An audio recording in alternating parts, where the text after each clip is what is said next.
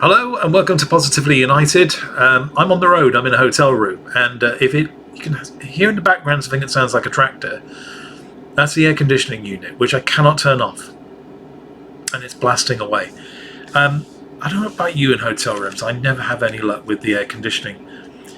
Instructions to the air conditioning, the control unit, and when you get to a control unit, it looks nothing like the instructions, and nothing works.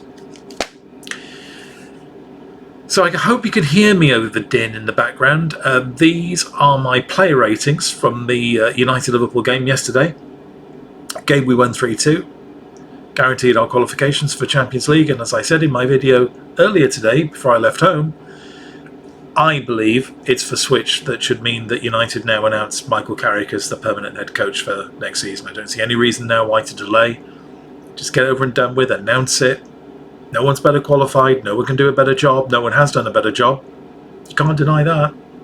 Over the last 4 months, no one has done a better job at being Manchester United head coach than Michael Carrick. And in fact, no one has done a better job as coach of any team in the Premier League than Michael Carrick. Anyway, I'm not going to go on about that because I did the video this morning. I'll put a link to it at the end of this video. If you want to know part of my reasoning why I think we just go ahead and get it done now, go and watch that video. But this is my player ratings from the game yesterday. I'm going to try and keep this quick because, as I said, noise.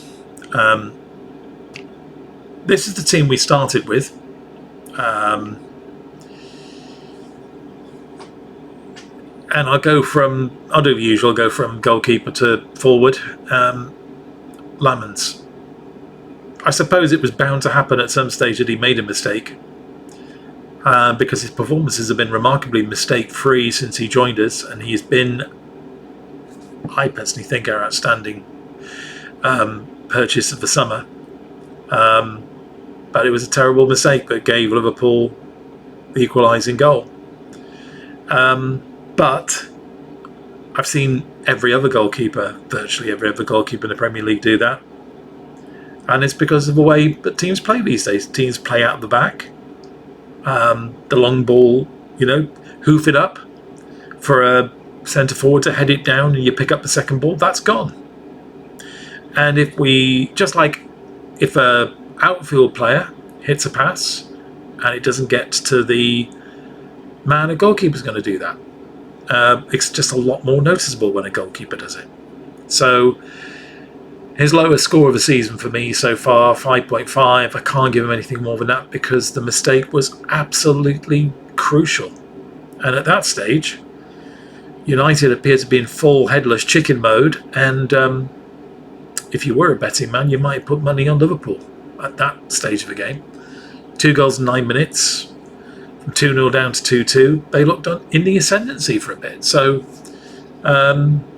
yeah, it was a bad mistake. So 5.5 from Lamans. Dalot, I thought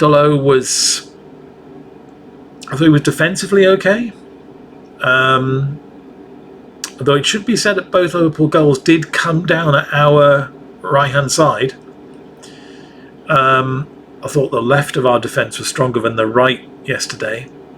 But I don't think he did anything spectacularly bad or anything like that. I thought it was defensively an okay performance. Up front he shows his deficiencies, Although, if you look to the build-up for the winning goal, there was some beautiful play leading up to that, of which Dalot was a part. So 6.5 because it was above average. But I still feel we can do better in right back, and we probably should be aiming to do so in the summer. Maguire, I was tempted to give a 5.5 because he got just rinsed for the first goal that Liverpool scored. Got turned inside and out. Run at him. We know it's his weakness. You run at him, his feet get all mixed up, and they did yesterday.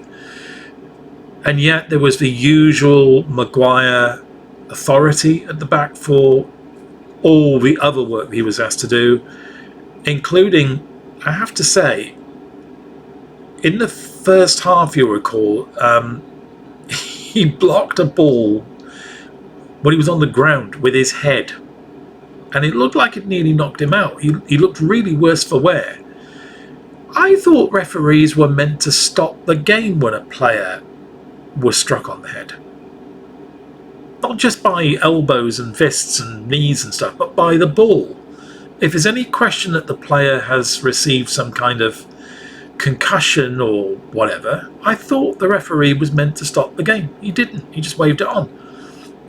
And then United very quickly got a corner, and Maguire went up, and I thought, Maguire, just don't head it, please. Let your head settle before you do that. Just one instance, by the way, of what was a truly shocking refereeing performance yesterday. I know we won, and I'm not in any way trying to defend on a Slot here, because I know Slot's gone mental after the game about the refereeing performance and about how referees are against Liverpool and all this sort of stuff. I don't believe that for a second. But the referee was poor yesterday, really poor. And I noticed that on the commentary, Sky made a big thing that he had been recently appointed to be the referee for the FA Cup final. That should be interesting. He was dreadful yesterday. Maguire 6, Heaven 7, keeps on playing really, really well. And when we play our next game, and Martinez presumably will be back available, I don't see Martinez getting back in the team. Certainly not for Heaven. You could argue that maybe Maguire could be dropped for Martinez, but again, why? I think Heaven and Maguire stay together. I think they deserve to. I think they're playing well enough to do so. Okay, Maguire made a mistake yesterday, but for most of the time he's been playing excellently. So I say leave all well alone, and certainly Heaven doesn't deserve to be dropped. A 7 yesterday, Shaw 7. Really solid performance from Shaw, I think, and actually I thought he was a bit more adventurous moving forward yesterday, and in fact the equalising goal sort of came from Shaw advancing really high up the pitch, almost to the byline. So solid defensive performance, but also a bit more adventure going forward yesterday. And considering that was with him coming back from an injury, which he seems to have got over, what he definitely had got over, that means he's played every game this season. It's wonderful to see, it really is. I know he gets a lot of criticism from some quarters. I don't really get why. He's totally solid at the moment. Might not be the Shaw of 5 years ago. It's not, Shawberto Carlos anymore. But he's still very, very good left back. He really is. Let's move to midfield, the defensive midfield. No, I think this one's going to raise some eyebrows. Casemiro, 5.5 from me. Why so low? Well, yes, he did his usual really good hard work, and yes, he did loads of interceptions and good passing and all that sort of stuff. But for most of the first half, the gap, and in fact I haven't shown it too well in that diagram, Casemiro and Mainoo, but particularly Casemiro, were playing far too advanced. And it was leaving an enormous gap between our defensive midfield and our defence. And Liverpool exploited that over and over again in the first half. And if they weren't, that's why Liverpool's chances in the first half were all long shots from outside the area, because that's where they were finding the space. And I wasn't the only person who pointed that out at half time. A lot of people were spotting it. Come out for the second half, and instead of making it better, it got worse. And Casemiro was playing far too far up front. And actually, Mainoo showed remarkable discipline, I thought, yesterday, because Mainoo was the one that was mopping up in the in the more defensive role of our two central defensive midfielders. It was Mainoo doing that job. I thought Casemiro lost his discipline yesterday, positionally. And I think for the first 15-20 minutes for the second half, it really cost us. So it's a 5.5. Because you know my scoring, everybody starts with a 6, and then I either add or take away depending upon whether someone's done good or bad things. And I thought Casemiro kind of lost his way yesterday, and certainly at the beginning of the second half, and it could have scuppered us. So yeah, it's a 5.5. Still been a brilliant end to the season for him, and he still put in other terms a good performance yesterday, but shouldn't let people off the hook just because they're popular. If they make mistakes, they've made mistakes. Mainoo, yet another brilliant performance. Drove forward with purpose, took his goal brilliantly, didn't smash it, didn't wallop it, he passed it. That was so Carrick-like, didn't you notice? In the way he took his goal, it was really Carrick-like.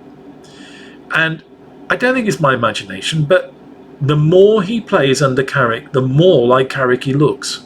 Seriously. I can't wait to see him play a whole season next season, because I think he's going to become world class. I really do. Everything about him at the moment is just absolute top. It really is. It's an 8 for me. Our forward midfielders,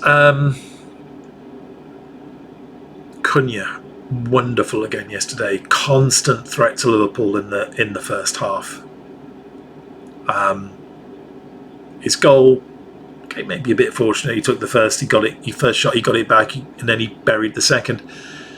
But it was just one of many times when he really, really unsettled the defence at Liverpool, and he's into a really good run of form at the moment. And for me, it's a 7.5. Let's move over to the other side, and Mbeumo, it's a 6.5. I could have given a 7. And I must admit, I don't understand the negativity about Mbeumo's performance yesterday, which I've seen from some quarters.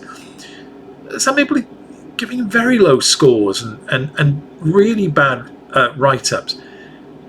In the first half, he was really excellent. And he, again, like he did in the previous game against Brentford, in the early part of the game, he was the one causing problems down the left-hand side of the opposition. And he did exactly the same yesterday. Liverpool's left looked ragged yesterday in the first half. We tore them apart. And Mbeumo was a big part of that. So get off his back, to be honest with you. Now, I'm giving him a 6.5. Why didn't I give him more? Because he tired and he drifted out of the game in the second half. And I think maybe this is what's wrong with Mbeumo at the moment. Maybe he's just knackered. Maybe he's just tired. Maybe mentally and physically. I don't know. He is drifting out of games as the game goes on. But I'm not going to criticise him for how he started yesterday, because I thought it was absolutely wonderful. So if it had been first half only, he would have got the same as Cunha. It would have been a 7.5. But he drifted out, so it's a 6.5. But I'm not worried about Mbeumo like I was maybe 2 or 3 games ago. He's knocking himself back into shape, I think. And his first half performances have been really excellent, in my opinion. Fernandes, it's the usual. It's a 7.5. It could have been an 8. Very unfortunate to be denied his record-breaking assist. He obviously thought he had it with the Šeško goal. And it's interesting that there were, was it Casemiro went over to him, gave him a big hug, and I think Dalot did as well, because I think they thought he'd got the assist, but of course he didn't, because of the touch by the Liverpool goalkeeper. So he was denied that record-breaking assist. But again, a superb performance by Fernandes. Ran himself into the ground. Substituted, quite rare, but I think it's because he was completely worn out. He was absolutely shot, as was Cunha, actually, by the way, when he was substituted. The amount of running, but our front line did yesterday was really admirable.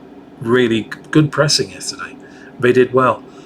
7.5 for Fernandes, 7.5 for Šeško. He scored. Took his goal really well.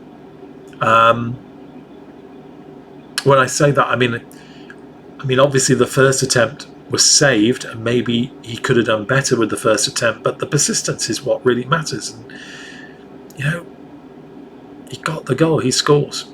It might not be pretty sometimes, but he scores. And, you know, to be 2-0 up so early on in the first half was something as a team we haven't enjoyed in a very, very long time. That was the most impressive first quarter of the game we played this season.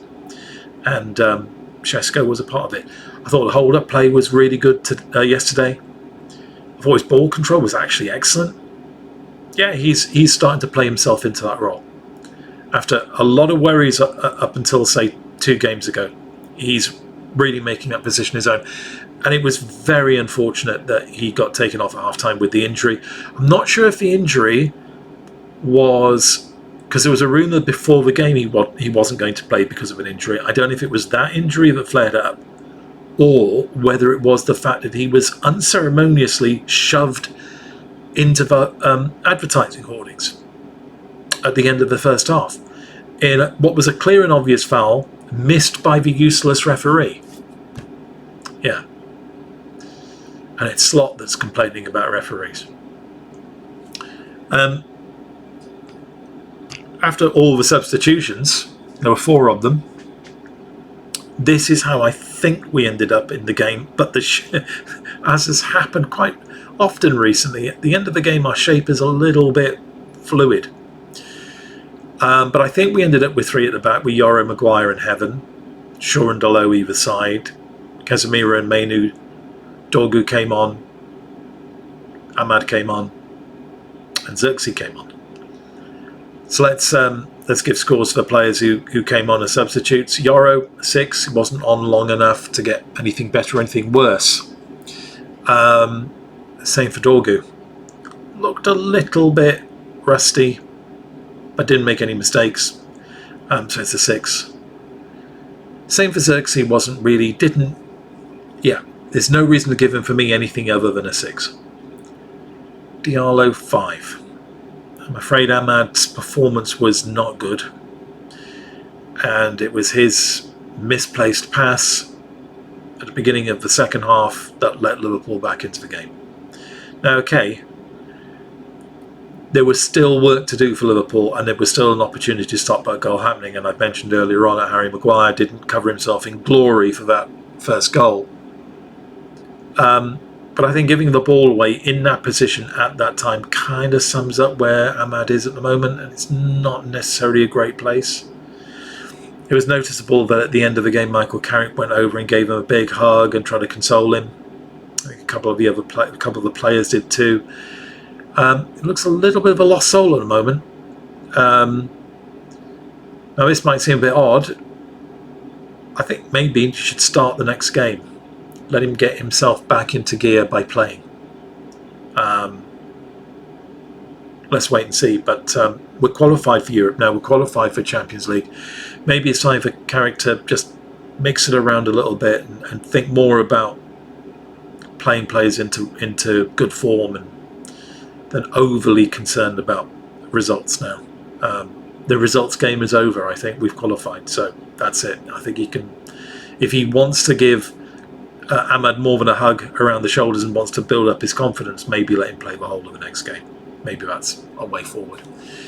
At the end of all that, you won't be at all surprised to hear that my man of the match is Mainoo. What a week it's been for him. Signs his new contract, scores a winning goal against our biggest rivals. As I said, I can't wait to see him play a whole season next season. I can't wait to see him establish himself as an absolute centrepiece of a new United team. It's wonderful to see how he has emerged and stamped his authority on midfield since Carrick has been manager. And what a vote of confidence in Carrick this is too. That Carrick has been able to get the best out of Mainoo, and it's getting better and better and better.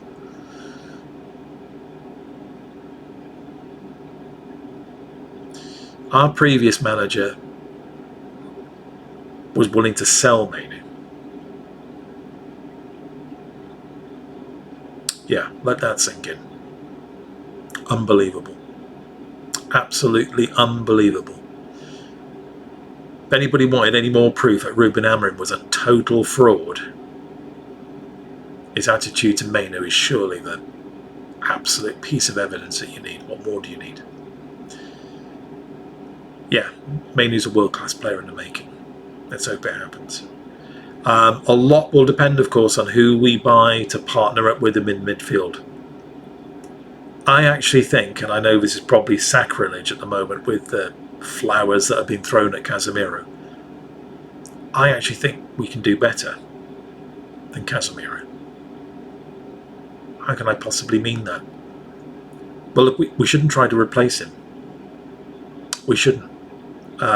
What we should do is buy a midfielder that will complement Mainoo. And in that, we'll actually be improving our team. We really will. Because if we can get the very best out of Mainoo, and that second midfielder can provide all their attributes, all their qualities, I think we'll have an even stronger midfield next season. It's a chance for us to really get that midfield sorted out for years to come. Think of season 2006-2007. The beginning of that season, Michael Carrick joined us and joined Paul Scholes in midfield. And I'll say it again, that season, 2006-2007, when we won the Premier League, the way that Scholes and Carrick played together was some of the finest midfield play I have seen in my time supporting United. I thought they were just sensational all season. Let's hope we can get something like that out of next season. As I said, a lot depends on who we buy to partner up with Mainoo. By the way, for those who've been talking about buying 3 midfielders, because you want to play 2 new midfielders in midfield, not play Mainoo, you might want to count the number of marbles in your brain. Right, those are my player ratings from the game against Liverpool. I'll do my 5 insights and bring that out later. Probably still be on the road, so I can't guarantee any improvement in sound quality or visuals, but yeah, I will get that 5 insights video out probably tomorrow. But until then, if you like the video, please hit the like button. If you like what I do on this channel, please subscribe. When you do, hit the bell and then you'll be notified of new videos I produce. If you have a friend who supports United and you think would appreciate this channel, let them know about the channel too and try and get them to subscribe as well. Yeah, subscribe to my X channel. That's Positively United, spelled UTD. And yeah, that's it for now. I'll be back next with the 5 insights video. But until then, remain positively united.